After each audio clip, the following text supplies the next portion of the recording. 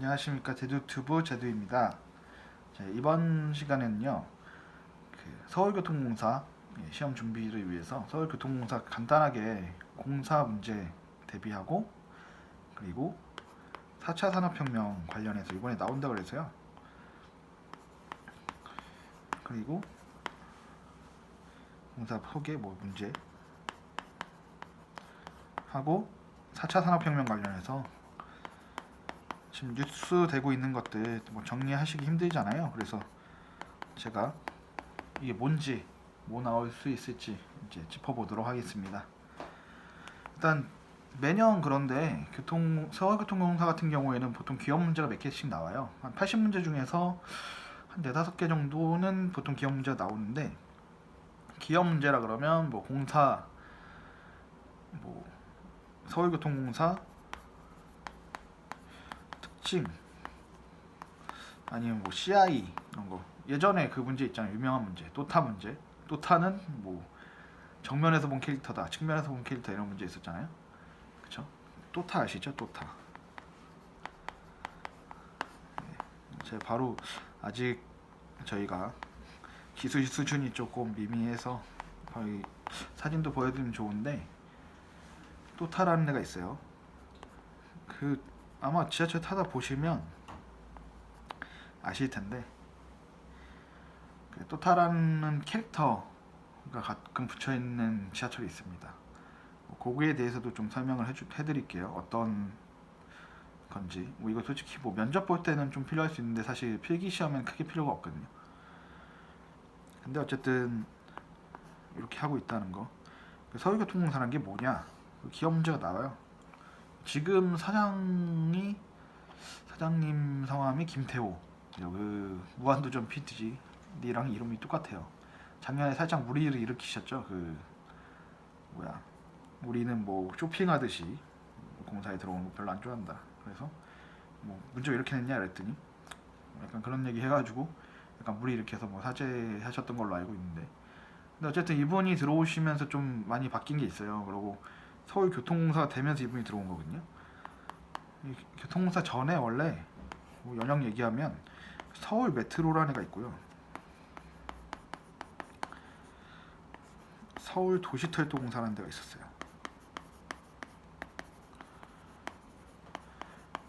일반적으로 알고 있는 서울 메트로 다 아시다시피 1에서 4호선이 서울 메트로고, 5, 6, 7, 8 도시철도공사, 5에서 8호선이 도시철도공사였는데 이게 통합됩니다. 서울교통공사로 통합이 돼서. 그리고 이후에 이제 9호선은 원래 서울교통공사 게 아니었거든요. 그 민간 수주였는데 그때 뭐 문제가 좀 많이 있었어요. 서울시랑도 원래 관리 체계 문제가 있었고, 막 그 뭐 MOU 체결하면서 그 외자가 들어왔었잖아요. 외국 자본이 들어와서 9호선 설립했다가 약간 먹튀 논란도 있었고, 그래서 9호선 일부 부분이 서울교통공사 걸로 편입이 됩니다. 2, 3단계 구간이라 그러는데, 이건 솔직히 뭐 실무를 하시는 분들 아니면 굳이 알 필요도 없고, 면접 준비할 땐 조금 도움이 될 것 같은데 그 크게 잘 모르시는 분들이 많아요. 그 서울교통공사라는 이름도 아직도 어색하긴 하잖아요. 다 서울 지하철, 뭐 서울 메트로 이렇게 알고 계신데, 이게 다 통합이 돼서 서울교통공사가 된 거다라는 겁니다. 그래서 특징은 뭐냐면, 그냥 쉽게 생각하면 서울시 내에 있는 지하철 있잖아요. 그건 서울교통공사 거예요, 전체적으로. 그래서 그 내부에서 운영되는 건 다 서울교통공사역이고요.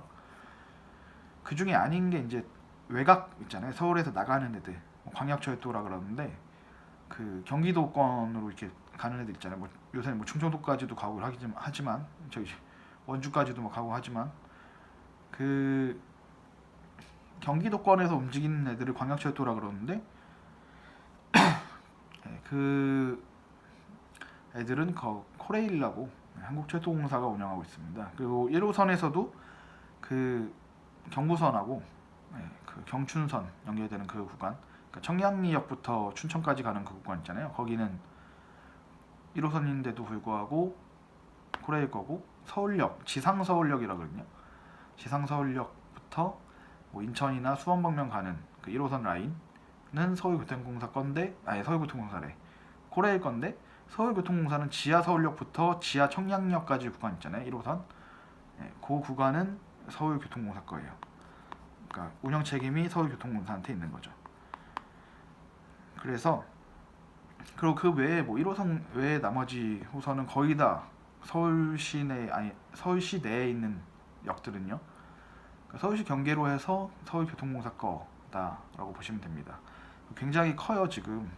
공사가 너무 커져서 지금 규모 자체가 세계 3위입니다. 세계 3위. 이거 좀 기억해 주실 필요가 있고요. 서울교통공사의 규모는 세계 지하철 중에 3위 규모예요 지금.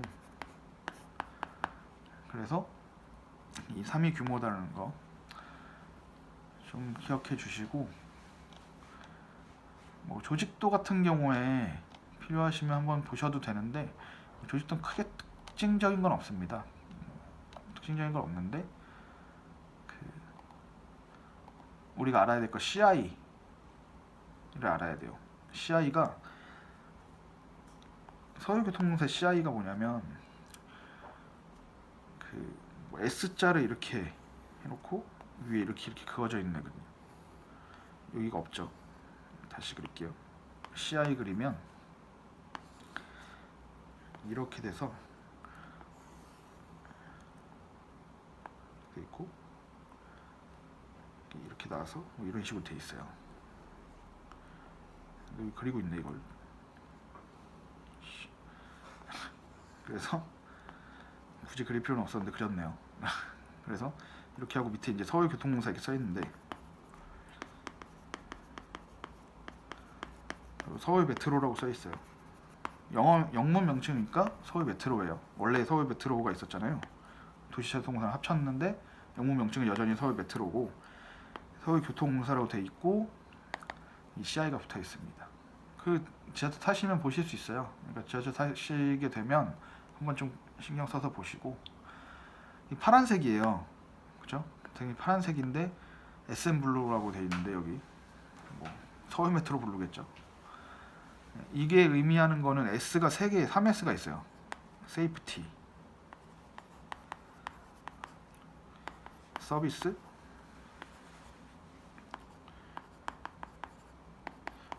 서울. S로 할 수 있는 거 다 갖다 붙여놨죠. 근데 이게 이제 이런 게 나와요. 쓸데없이 이 3S가 아닌 것은 이런 게 나올 거란 말이죠. 이 S가 의미하는 게 아닌 것은 이런 거 나온단 말이죠. 그러면 세이프티 서비스 서울 이걸 기억하셨다가 푸셔야 되는데, 세이프티 안전 있잖아요. 안전은 철도 관련 뭐 교통 관련 이런 회사들 있잖아요. 무조건 안전이 최우선이에요. 최우선 가치가 안전. 다른 거 다 필요 없고 안전. 그 다음은 무조건 서비스. 왜냐? 고객한테 이거 팔아야 될 거 아니에요, 우리. 그죠? 서비스 산업이에요. 지금 유통이 아니라 이건 이제 뭐 운송이잖아요. 운송 산업은 서비스 산업이잖아요, 결국. 그래서 서비스 굉장히 중요합니다. 안전이 가장 중요하고요. 사고 나면 난리 나요. 그죠? 운송업체에서는 사고 나면 난리 나고, 철도업계는 특히나 사고 한번 나면, 뭐 지하철 사고 나면 아시지 않습니까? 그 다 마비되고 사람들이 출근 못하고 막 퇴근 못하고 거기서 막 누구 죽고, 기본적으로 누구 죽어요. 그죠? 사고 한번 나면 누구 죽거든요. 아니면 크게 다치거나. 그래서 안전이 되게 중요해요. 무조건 안전. 근데 이걸 뭐 한국어로 하면 시민 안전이라고 써놨네요.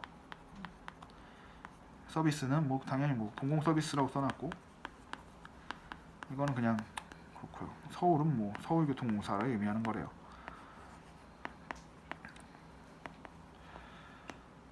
그리고 이 심벌이 의미하는 바가, 일단 심벌에 이게 좀 끊겼는데 약간 돌아가게 생겼잖아요. 그래서 심벌이 의미하는 바가 있는데, 순환이랑 지구 세 개를 의미하는 게 이 동그라미예요. 그리고 이 파란색이잖아요. 아까 뭐 SM 블루라고 써 있어요. 그 홈페이지 들어가 보시면 나오는데, 파란색의 의미는 신뢰. 그리고 이런 뭐 이렇게 나 있는 거는 원활한 교통 체계 뭐 이런 거예요. 그래서 파란색이 의미하는 건 신뢰다. 그리고 이 동그라미가 얘기하는 건 순환, 뭐 지구, 세계 이런 거다 라는 거 CI 좀 알아두셔야 돼요. 왜냐면 이게 나와요. 얘는 뭐 낼지 모르는데 보통 이런 데서 많이 냅니다. 네, CI 슬로건은 거의 기본이고요. 슬로건 자체가 이거는 지금 계속 서울교통공사 슬로건이 이걸로 몇 년째 되고 있는데 무브 더 시티예요. 도시를 움직이다. 네. 그래서 도시를 움직이다라는 건데 이게 움직이다라는 뜻도 있지만 뭐 마음을 움직이다 이런 것도 있잖아요. 그래서 감동시키다 이런 뜻이 있어요. 무브가 그거를 약간 중의적으로 낸 거예요. 그래서 도시의 활력을 불어넣는다. 뭐 이런 느낌입니다. 그래서 이 정도 알아두시고 캐릭터를 보면 캐릭터 또타잖아요. 캐릭터 또타는 지하철이 있고요. 지하철이 옆에서 본 모양이에요. 여기 눈깔이 달려 있어요. 그죠? 이게 또타인데 좀 정확하게 그렸지만 여기 서울 이거 심볼 있고. 그래서 혹시나 뭐 제에서 타시면 또 보시지만 안 타게 되면 뭐 탈 일이 없다 그러면 검색해서 보세요. 일단 그 측면에서 본 모습입니다. 예전에 한번 기출에 나왔었는데 재작년이었나? 기출에 나왔었는데 네. 또 나오진 않겠죠. 근데 뭐 또타로 막 뭐 SNS 활용해갖고 막 그 이모티콘 같은 거 있잖아요. 그런 거 만들고 그래요. 다음에 뭐 로고송, 홍보 영화 이런 거 있는데 솔직히 이 정도까지는 안 나와요. 나온 적이 없고 솔직히 로고송 나오면 좀 틀립시다. 이 정도까지는 우리가 어떻게 할 수가 없잖아요. 로고송 외울 수도 없고 그렇죠? 그냥 현재 그냥 어떻게 운행되고 있는가 이런 것만 좀 보시고 그 교통공사 출범일이 17년도 5월 31일이에요. 네, 그 정도 기억해 주시고요. 그 5월 31일 써드려야겠다. 17년 5월 31일이 서울교통공사 출범일입니다. 몇 년 안 됐어요, 그죠? 이거 된 다음에 김태호 사장님 오신 거거든요. 그래서 큰 그게 없고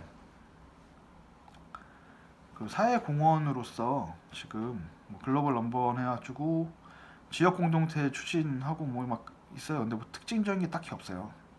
다른 기업이랑 비슷해요. 그래서 이게 여기는 거의 별로 외울 게 없습니다. 그래서 그냥 쭉 홈페이지에서 한번 읽어만 보시고 인재상 봐야 돼요. 우리 서울교통 이거 저희 이번 자소서에 있던데 그죠? 서울교통공사는 뭐 거의 인재상에 맞는 거 뭐 써라 이런 게 있던 것 같은데 제가 봤던 경험으로는 이번 자소서에도 있던 것 같은데 열정, 도전 정신 이게 일단 핵심 가치고요. 핵심 가치가 아니고 이게 일단 슬로건 인재상에 대한 슬로건이에요. 그 전체 공사 슬로건 말고 아까 공사 슬로건 뭐라 그랬죠? 무브 더 시티고 이건 인재상에 대한 슬로건인데 열정하고 도전 정신 써놓고 핵심 가치를 업무 자세 가치 그리고 업무 수행 가치 최종 산출 가치 이렇게 해놨어요. 그래서 이걸 인풋, 스로풋,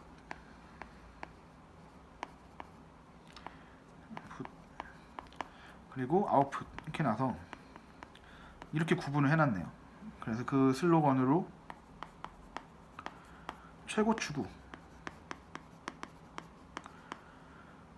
업무 자세 가치인 거예요. 우리는 최고를 추구해야 되는 거죠. 인풋할 때 최고를 추구하면 중간으로 미래 도전하고 약속 이행해야 돼요. 진짜 쓸데없죠. 아웃풋으로 행복 나눔하고 무한 안전이 나와야 되는 거예요. 이게 서비스인 거죠. 행복 나눔이 무한 안전 아까 얘기했듯이 세이프티 안전이고요. 그죠? 도전적인 정신을 가지고 약속을 이행하다 보면 우린 최고를 추구할 테니까. 그죠? 그럼 행복이 나눠지고 무한 안전이 나온다. 이런 얘기예요. 인재상이. 요거 5개니까 최고 추구 미래 도전 약속 이행 행복 나눔 무한 안전 5개잖아요. 외우셔야죠. 내기 좋잖아요. 5개니까 오지선다에서 하나 안 내면 딱 바꿔내기가 딱 좋잖아요. 뭐 예를 들어서 약속이행 이런 거 말고, 약속이행 좀 그러니까 최고 추구보다는 뭐 뭐가 있을까요? 신뢰 그런 거, 그죠? 고객의 신뢰, 미래 도전, 약속이행, 행복 나눔, 무한한 점 이렇게 하면 다 그럴듯해 보인단 말이죠. 그죠? 그런 거를 이제 바꿔낼 가능성이 있으니까 좀 신경 써주시고, 인사 제도는 여러 가지가 있는데 뭐 승진 포인트제, 기능인재, 채용제 이런 게 있는데 이런 거 한번 개인적으로 보시기를 바랍니다. 그래서 서울교통공사가 공사 문제를 한 5문제 정도, 적으면 3문제 뭐 이렇게 내는 것 같아요. 그래서 80문제 중에 일부 나오기 때문에 너무 준비하실 필요는 없지만 홈페이지 들어가셔서 좀 보셔라. 모르면 아예 못하는 거고, 이거는 알면 바로 쓸 수 있잖아요. 준비하는데 그 정도는 할 수 있잖아요. 그냥 한번 솔직히 공부하다가 뭐 준비라는 게 뭐 별게 있습니까? 이거 또 홈페이지 들어가서 좀 보고, 나 필기 붙을 거니까 또 실기 준비한다, 면접 준비한다 생각하면서 또 이게 보시면 되죠. 이게 한 번씩 보면 되고요. 이제 4차 산업혁명 관련해서 또 나온다 그랬는데, 이번에 일단 4차 산업혁명 관련해서 나온다. 뭐 낼 거냐는 거죠. 일단 4차 산업혁명이 뭔지부터 일단 간단하게 얘기할게요. 혹시나 모르시는 분들을 위해서. 간단하게 얘기하면 4차 산업혁명 뭐 이렇게 인터넷 검색하잖아요. 그럼 막 여러 가지 나오는데, 명확하게 이거 4차 산업혁명이라고 부른 나라가 우리나라밖에 없어요. 이해하시나요? 그 우리나라밖에 없는데, 이거 나오면 클라우스 슈밥이라는 거 나와요. 슈밥 이렇게 나오거든요. 이 아저씨 뭐 하냐면 다보스 포럼이라는데 세계 뭐 경제 공동체 회의 뭐 이런 거거든요. 그게 경영회의인가 뭐 그건데, 다보스 포럼에서 4차 산업혁명이라는 언급을 한번 했어요. 근데 다른 나라에서는 이 똑같은 거를 좀 다르게 불러요. 그래서 뭐 4차 산업혁명이라는 것 좀 이라고 하지 않고 뭐 3세대 기술 뭐 이런 식으로도 부르고 막 여러 가지로 부르거든요. 근데 그거를 번역할 때 그 아저씨가 4차 산업혁명이라는 얘기를 했기 때문에 저희가 번역으로 4차 산업혁명이라는 얘기를 하기 시작했고, 갑자기 그 몇 년 전부터 우리나라에서 막 쏟아지기 시작합니다. 4차 산업혁명은 어떤 거고 그랬는데, 결국 이 아저씨가 얘기하는 거는 그 기술 발전으로 인해서 우리의 생활이 많이 바뀐다는 거예요. 그래서 뭐 예전에 그 정재승 교수라고 그 뭐야 아이스 신잡 거기 나오셨던 분이 뭐 강의하면서도 그런 얘기 하셨는데, 그러니까 그 IT 기술, 정확히 ICT 기술, 뭐 인공지능 이런 애들하고 현재 우리 실생활하고 이제 경계선이 무너지는 것이라고 얘기를 하거든요. 그러니까 여기에 가장 큰 이 4차 산업혁명의 가장 큰 특징은 이 경계선이 무너진다는 거예요. ICT랑 우리 실생활이랑. 그 전에 인터넷 발전은 그냥 이게 발전한 거잖아요. ICT가. 근데 얘가 실생활과 경계가 있었죠. 온라인, 오프라인 이런 게 있었는데, 이 온라인, 오프라인의 경계가 무너진다라는 게 4차 산업혁명의 핵심입니다. 그리고 우린 예전에 IT 기술 했었는데 요새는 다 ICT라고 써요. 그죠? 인터넷 커뮤니케이션 테크놀로지. 네. 그 ICT라는 단어에 좀 익숙해지실 필요가 있고요.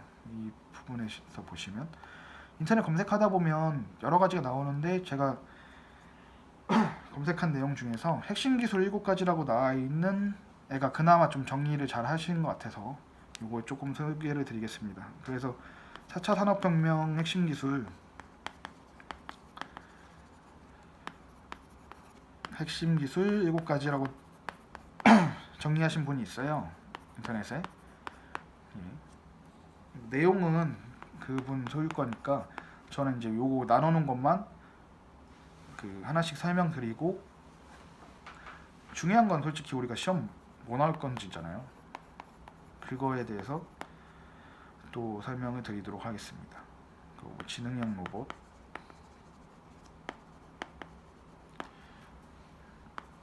자율주행,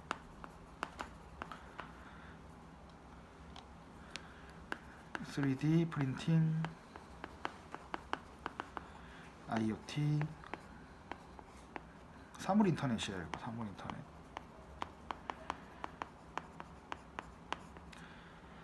클라우드.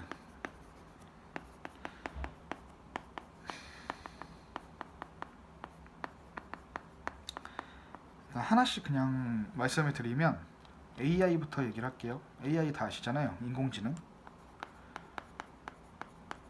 뭐 알파고도 있었고요. 이거는 뭐 많이 설명이 필요하진 않을 것 같아서 그냥 넘어갈게요. AI가 근데 핵심 기술이에요. 4차 산업혁명에 굉장히 중요합니다. 근데 얘로 할 수 있는 게 뭐냐? 다 이제 연결이 돼 있어요. 이 기술들이 연결이 돼 있는데 직접적으로 연결된 건 지능형 로봇이잖아요. 그 AI가 탑재된 로봇들 뭐가 있을까요? 우리가 다른 뭐 너무 방대하니까 그냥 간단하게 생각해 보면 우리 철도 이제 지하철로 보면 지하철에 그거 아세요? 혹시 사당역 같은 데 가보면 그 당역 동착이라고 나와요. 그 당역 동착 뜨는 게 다 서울교통공사 겁니다. 거의 지하철 다 보시면 서울교통공사 써 있어요.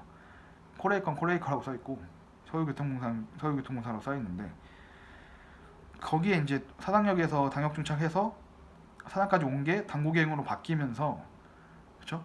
아주머니들이 청소를 하셔요. 그 빠른 그 시간 안에 청소하시는데 그게 한 10분 좀 안 걸린단 말이죠. 그 사이에 빠르게 청소를 하고 나오셔야 되는데 상당히 그러다가 위험할 수 있어요. 그러니까 저희가 그 안에서 이제 타고 내리셨다가 다시 타고 이렇게 하는데 위험할 수 있기 때문에 지능형 로봇 같은 경우에는 뭐 지금 청소 로봇 많잖아요. 걔네가 들어가서 청소해도 돼요, 사실. 그죠? 근데 물론 또뭐 지하철에 온갖 사람들이 다 있기 때문에 토해놓고 이런 것까지 로봇이 청소할 수 있을 것인가? 뭐 이런 게 또 문제가 좀 있죠. 근데 그런 거에 쓰일 수가 있다는 거예요. 지금 무슨 직관적으로 떠오르는 걸 생각하면 빅데이터는 많이 들어갔을 거예요. 빅데이터는 많이 들어오셨는데 빅데이터의 개념은 그냥 단순히 큰 게 아니라 유기적으로 연결된 큰 데이터 집합에서 우리가 필요한 정보들을 유기적으로 뽑아내는 걸 얘기하는 거거든요. 그 것들 중에 하나가 대표적인 사례가 저희 오일 베이비버스라고 N 뭐 이렇게 돼 있는 거 있는데 서울시에 그 타보신 분도 있을 거야 아마. 거의 야간에 늦은 시간에 그 설치를 해서 탔는데 그거를 노선 설치할 때 LG랑 해서 LG CNS랑 해가지고 그 빅데이터를 뽑아가지고 그 야간에 택시 움직임을 봤어요. 택시 움직임을 봐서 그 빅데이터에 의해서 그 가장 많이 움직이는 7개 노선을 뽑은 다음에 그 서울시에서 가장 필요로 하는 그 7개 노선을 찾아낸 거죠. 그래서 그걸로 그 야간 버스를 운행을 했거든요. 그랬더니 뭐 만족도도 높고 성능도 좋게 나오더라, 효율성도 좋더라, 그런 게 있어요. 그래서 이것도 이제 지하철에다가 적용을 시킬 수가 있는가를 보면 또 얘기를 하겠지만 바로 뒤에 얘기를 하겠지만 지하철은 가장 중요한 게 아까 처음 뭐라 했죠? 안전에 이거 쓸 거란 말이죠. 뭐 사장님 얘기하신 것도 있고 뭐 그죠? 김태우 사장님 그 안전에 쓸 거고요. 좀 더 자세하게 얘기를 해드릴게요. 조금 뒤에. 자율주행도 쓸 수 있잖아요. 우리 지하철 자율주행 할 수 있잖아요.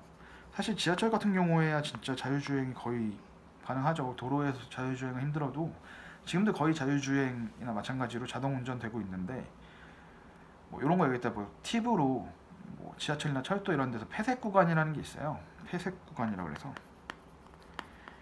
그러니까 하나밖에 못 들어가는 거예요. 여기 그 열차가 하나밖에 못 들어가는 건데 그 구간 안에는 하나밖에 없어야 된다. 왜냐면 사고 때문에 여러 대 들어가 있으면 뭐 신호 시스템 멈춰버리면 중간에 부딪힐 수 있잖아요. 그런 거 방지하려고 이런 걸로 이렇게 설치를 해놔요. 폐색 구간을. 그런 것들이 다 이미 돼 있고 이게 중앙에서 다 운영되고 있기 때문에 자율주행 거의 되고 있습니다. 지금 지하철 되고 있는데 뭐 노조라든가 이런 문제들이 있기 때문에 그 많이 줄이진 못하고 있고요. 뭐 사고 난다고 뭐 일리가 있죠. 그것도 뭐 일리가 있는데 어쨌든 많이 이제 줄이는 방향으로 자동 운행하는 방식으로 많이 가려고 하고 있어요. 지금 그 보시면 우이 경전철이었나? 거기는 자동 운행하고 있거든요. 그 보시면 없어요. 거기 기관사가 없어요. 그 그냥 자동 운행으로 돌고 있는데 이제 짧은 구간이니까 가능하다 뭐 이런 얘기가 있는데 뭐 그게 아니라 뭐 우리나라 2호선 같은 경우에 세계에서 제일 긴 순환 구간이거든요. 근데 그거를 자율운행으로 가능하냐? 뭐 사고도 많이 나오고 아무리 뭐 스크린 도어 설치했다지만 뛰어다니는 사람도 있고 그럼 그거 어떻게 할 거냐? 그죠? 얘가 뭐 내려주기 전까지는 그냥 자율주행 갖다 박을 거 아니에요. 사람 뛰어내리는데 기관차 쓸 수도 있거든요 원래. 만약 기관차 앞에 있으면 그냥 보고 쓸 수가 있어요. 그래도 죽을 수도 있지만 살 수도 있단 말이에요. 근데 자율주행은 걔가 봤다고 쓰진 않을 거 아니에요. 그죠? 누가 보고 누르지 않는 이상 걔 쓰진 않거든요. 원래 다니는 대로 다니겠지. 그렇다고 만약에 그걸 뭐 앞에 뭐가 떨어지면 센서로 감지해서 쓰게 만든다고 뭐 비둘기가 날아들어도 쓸 거 아니에요. 그것도 문제지.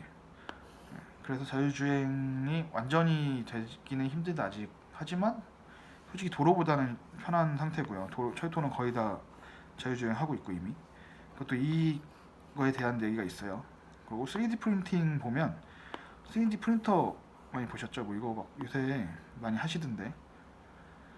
근데 이제 3D 프린팅으로는 지하철 접목시킬 만한 게 아직은 없어요. 뭐 딱히 들어갈 만한 기술은 별로 없고요. 뭐 개인적으로는 제가 뭐 그쪽 관련해서 아는 게 좀 있는데 뭐 관련 좀 그 부품들이 있거든요. 3D 프린팅으로 만들 수 있는 부품들이 뭐 짜잘짜잘한 게 있어요. 그런 것 좀 하면 모를까. 근데 공사 내에서 별로 관심이 없고 비싸거든요. 그런 되게 쓸데없이 비싸요. 되게 쉽게 만들 수 있는데 그런 애들 좀 대체할 수가 있긴 있는데 뭐 크게 관심도 없고 이거는 핵심이 아니기 때문에 3D 프린팅은 신경 안 쓰셔도 되고 IoT 인터넷 오브 띵즈라고 띵즈 사물 인터넷 얘기하는 건데 사물 인터넷 요새 많이 들어보셨잖아요. 뭐 집에서 뭐 제일 많이 쓰는 게 그거죠. 뭐 AI 스피커 이런 애들 걔로 뭐 조명 조절하고 무슨 뭐 가스 조절하고 그쵸? 인덕션 요새 가스 잘 안 쓰고 인덕션 쓰니까 인덕션 끄고 키고 뭐 온도 조절하고 이런 거 있잖아요. 사물 인터넷 자동으로 이거 철도에서 이제 그 지하철 사장님이 굉장히 좋아하십니다. 그래서 이 모바일과 더불어서 저희가 같이 이제 할 수 있는 부분들이 있어요. 사장님이 강조하신 부분이 있는데 그거랑 연관해서 나올 거고요. 클라우드 컴퓨팅은 사실상 뭐 좀 기술적인 부분인데 여러분들 지금은 요새는 또 굳이 클라우드로 많이 쓰진 않지만 사실 클라우드 기반이긴 하죠. 인터넷을 올렸다가 뭐 대용량 올렸다가 다시 뭐 다운받고 이러잖아요. 그게 다 뭐 웹하드라든가 그런 애들이 클라우드예요. 그래서 클라우드 컴퓨팅이라는 건 사실 이런 애들 빅데이터나 이런 애들 지능형 로봇이나 이런 애들 맞춰주기 인터넷 오브 띵즈 이거 IoT나 이런 거 맞춰주기 위해서 클라우드 컴퓨팅 필요하거든요. 근데 뭐 클라우드라는 게 사실 구름이잖아요. 구름 위에 뜬 것처럼 어떤 실존화하는 게 아니라 이 위에서 클라우드가 이렇게 뭐 작용을 해서 이 데이터를 연결해주고 이런 기술인데 크게 모르셔도 됩니다. 그래서 우리가 지금 중요하게 봐야 될 거 요거 AI, 빅데이터, 직능 로봇, 자율주행, IoT 이렇게 5개 조금 중요하게 보는데 이거 실제적으로 어떻게 적용되는지 얘기를 해드릴게요. 지하철에서 일단 기사들 막 검색해보면요 그게 나와요. 빅데이터로 지하철 도착 원청 봉쇄 이런 게 나옵니다. 뭐냐면 KT랑 하는 건데요. 지금 성범죄 예방 시스템, 그러니까 지하철의 가장 큰 문제가 안전인데 이 안전에는 이제 뭐 아까 제가 처음에 얘기했듯이 사고가 일단 1차적인 거고요. 그죠? 그리고 범죄가 있어요. 범죄. 지하철 굉장히 신경 쓰는 것 중에 하나가 범죄거든요. 특히 성범죄. 도찰 많잖아요. 도찰이라든지 뭐 뒤에서 성희롱이나 성추행 같은 걸 많이 하잖아요. 막 다가 성범죄 같은 거 많이 저지르니까 특히 도찰 범죄. 성범죄 저지르는 사람은 요새 그 철도 경찰이나 뭐 지하철 순찰대 이런 데가 있어요. 그래서 막 돌아다니면서 다 잡아요. 그 항상 그런 분들이 있기 때문에 잡고 얘기를 하시든지 만약에 그런 범죄 발생하시면 본인이나 주변에 계신 분들이 그 지하철 차장님을 찾으면 돼요. 차장님 어떻게 찾을 수 있냐면 지하철 이렇게 있잖아요. 앞뒤 칸에 이거 이렇게 무전기 같은 거 하나 붙어 있거든요. 그걸로 여기 누가 성범죄 저질렀다. 그리고 그분 잡고 계시면 돼요. 그러니까 그분 잡히려고 아니면 이걸로 갈 수 있는 시간이 뭐 부족하다. 그러면 그분 내리게 잡고 내려버리면 돼요. 역에. 그 다음에 내린 다음에 뭐 싸우든지 뭐 CCTV에 찍히게 하시고 하고 그 근처에 뭐 직원들 부르시면 돼요. 지하철 안에서는 차장님한테 연락해서 여기 그 성범죄 발생했다 얘기하시면 그분이 불러주세요. 그 철도경찰 불러주시니까. 그래서 지금 이걸로 뭐 하냐면요. 그 빅데이터를 분석을 하는 거예요. 성범죄 아니면 도찰 이런 거. 도찰하기 좋은 장소, 좋은 역, 아니면 좋은 구간 뭐 이런 것들을 빅데이터로 찾아서 아예 처음부터 그 부분을 단속을 많이 해가지고 사고 그 범죄가 일어나지 않도록 차단하는 거 이거를 좀 핵심적으로 하고 있어요. 지금 하고 있는 것 중에 하나는 여기에 많이 관심을 기울이고 있고요. 그리고 가장 중요한 거는 우리 그 사장님이지 않겠습니까? 아무래도 들어가기 전에는 뭐 막상 들어가면 뭐 사장님 그렇게 볼 일도 없긴 하겠지만 사장님이 하는 시스템이 있어요. 지금 4차 산업혁명 관련해서 VOF라고 보이스 오브 퍼슬리티예요. 퍼슬리티스네요. 보이스 오브 퍼슬리티스인데 이게 뭐냐면 지하철 1호선에서 8호선까지 우리 교통공사가 하고 있잖아요. 근데 이 사장님 뭐 노트북, 휴대전화, 휴대폰, 모바일 뭐 이런 걸로 다 이게 전송이 돼요. 그러니까 뭐가 전송이 되냐면 그 사장실에 또 이런 스크린이 있어서 여기에 이제 스크린에 지금 뭐 승강장 엘리베이터 잘 돌아가고 있는지, 메토선 어떤 역에 승강장이 잘 돌아가고 있나, 스크린도어가 잘 돌아가고 있나, 뭐 화장실이 잘 관리되고 있나, 이걸 바로 CCTV로 확인할 수 있고요. 그 상태도 바로바로 떠요. 지금 뭐 어디가 뭐 어떤 역이 뭐가 문제가 되고 있다 이런 게 다 떠요. 실시간으로. 이게 지금 뭐 이용한 거냐면 빅데이터, 클라우드, 사물 인터넷 뭐 이런 거예요. 그런 거 다 핵심 아까 얘기했던 IoT, 클라우드 이런 게 다 접목된 거거든요. 빅데이터. 그래서 이런 시스템으로 VOF라는 걸 만들어놨어요. 근데 이런 걸 통해서 모든 이 시스템을 통해서 모든 지금 철도에 있는 지하철에 있는 상황들을 관리를 한다. 그러면 이거를 우리 사장님이 또 SCM이라고 하셨어요. 이 관리하는 거를 SCM 보겠어요 이거. 스마트. 그다음 커넥티드. 네, C 빠졌네. 커넥티드 메트로. 그죠? SCM이라고 이름을 붙이셨대요. 그래서 시스템 통합된 과정, 이 VOF를 통해서 전체적으로 서울 지하철을 관리하는 과정, 이런 것들을 SCM이라고 부른다. 이게 4차 산업혁명 관련해서 지금 운영하고 있는 거예요. 서울교통공사에서. 이거 혹시 서울시에서 하는 거 보셨는지 모르겠는데 서울시도 비슷한 거 하고 있거든요. 그 TV에 나오면 맨날 그 박원순 시장이 막 스크린에다가 해가지고 막 구별로 막 그거 뜨고 막 미세먼지 농도 뜨고 막 무슨 뭐 민원 정도 뜨고 뭐 몇 퍼센트 되고 있고 뭐 이런 거 다 그 운영도 막 다 뜨거든요. 실시간으로 요새는. 그걸 뭐 그 집무실에서 볼 수 있고 필요한 것들은 뭐 모바일이나 노트북에서도 바로바로 이동하면서 확인할 수 있는 그런 게 떠요. 그래가지고 이거 똑같이 만들어 놓은 거예요. 지금 서울교통공사도. 이걸로 뭘 할 거냐면 사장님 직접 그 안전에 대해서 미흡한 지점들을 바로바로 캐치할 수 있고 바로 얘기할 수 있다라는 거죠. 그걸로 안전을 항상 지켜야 된다 라는 거예요. 이게 핵심이어서 이거 나올 가능성이 있고요.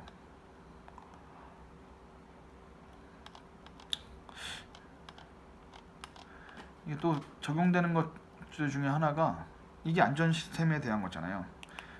아까 얘기했던 인공지능 로봇 있죠. AI 로봇, 지능형 로봇.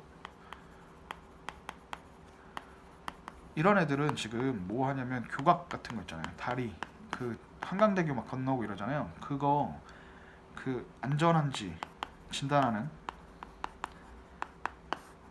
거기에 쓰이고요. 이제 그걸 접목해서 쓸 수가 있고, 그리고 이 우리가 지금 많이 쓰고 있는 거, 그쵸? 도착, 연체, 연기, 뭐 출발 이런 상태를 우리가 바로바로 알 수 있잖아요, 폰에서. 이런 것도 다 4차 산업혁명 관련해서 되는 거예요, 지금. 그러니까 이쪽에 지금 서울교통공사가 신경을 많이 쓰는 이유 중에 하나는 뭐냐면, 지금 서울 지하철이 세계 3위 규모라고 했잖아요. 근데 지금 뭐 만족도 평가 이런 건 거의 1위급이거든요. 근데 그런 이유 중에 하나가 와이파이가 뭐 잘 잡힌다 이런 것도 있는데, 이런 4차 산업혁명 관련된 서비스예요. 그 서비스들을 저희가 잘 하고 있고, 아무래도 뭐 IT 강국이다 보니까 이런 쪽에 많이 이제 신경을 쓰고 있는데, 이걸 하면 뭐 할 거냐면 이거 가지고 팔 거란 말이죠. 우리 수출할 거예요. 이 시스템 수출할 거라고요. 우리가 만들어서 해외 지하철들에도 수출할 예정이란 말이에요.